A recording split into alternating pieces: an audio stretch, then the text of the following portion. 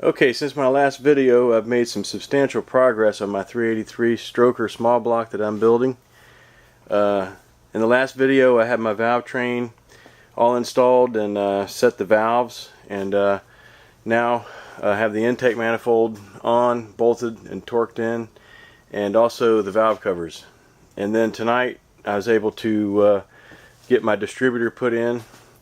It's sitting in the general position that it needs to be in, and then I made up all of my wires. These are Blue Max Moroso plug wires, universal set. The plug end is already made up and comes in various lengths of wire, and I like to use those because I can cut them to length and make them exactly like I like to use them. And so you'll notice that I have my Moroso wire looms installed on there, and the valve covers. I'm using those load spreaders that I talked about in one of my other videos.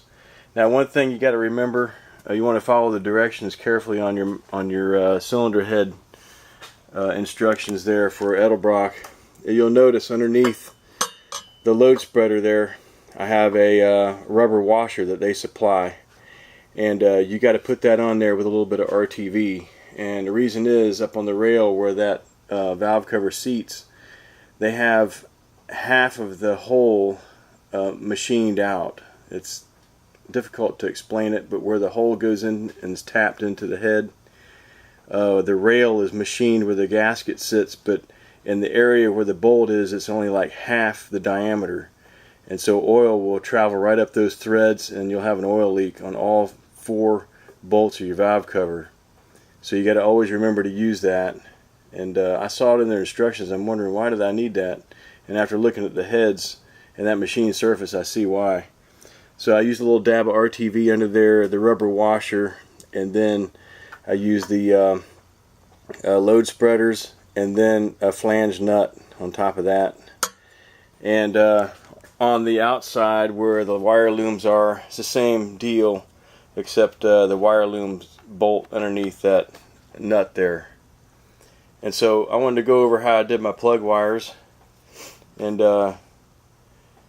just update the progress of my engine here. So I put the headers on temporarily, and then also just hand tight the spark plugs in each hole, and then routed my plug wires around. And then you can see how those wire looms keep everything separated nicely. So I've used those many times before, and they work really nice. And then in here in the back, where the number 3 and the number 2 plug wires cross over, I put a little bit of split loom over them. And this might not be the final configuration. I might, once I get the engine in, I'll make sure these are not rubbing against the block or the transmission back here in the back. Sometimes I route those around the front of the distributor, but this time it just seemed like it worked better running them behind. It's the only 2 wires that really cross over. Everything else comes out on each side pretty uniformly and pretty straight. You'll notice how I did the wiring all the way around. The headers look like they fit nice. Looks like possibly some of the best set of headers I've had. The flange looks like it's going to seal good. Plus I got those good Earl's gaskets that I'm going to be using.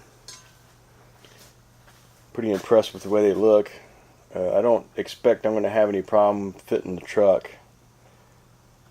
I've noticed the rating on them are pretty high. Other people that use them said they go on no problem. So I also picked up, for the first time, I'm going to be putting this engine in with one of these lift plates. It's a Summit lift plate. I never really liked them before. I was always a little bit afraid of them. I've always used a chain that goes up over the top of the engine. You have 2 lift hooks on each end. But those things can really be a bear when you get them in there and you try to line up the transmission and everything. And so I went online and did a lot of searches for these, and Summit has quite a few of them available.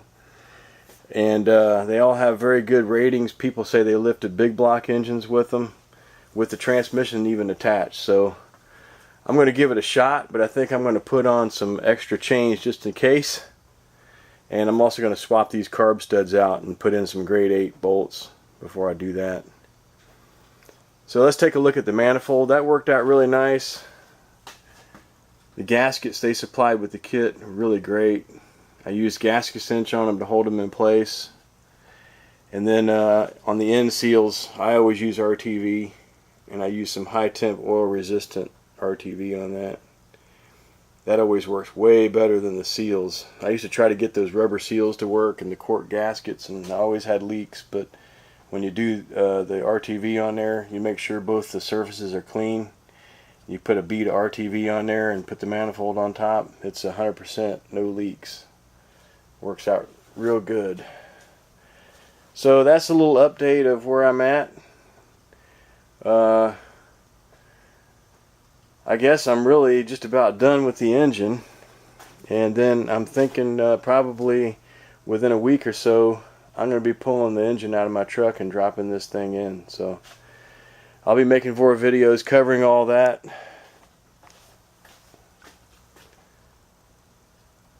And I appreciate you watching, and if you want to make a comment, I would appreciate it. Thank you.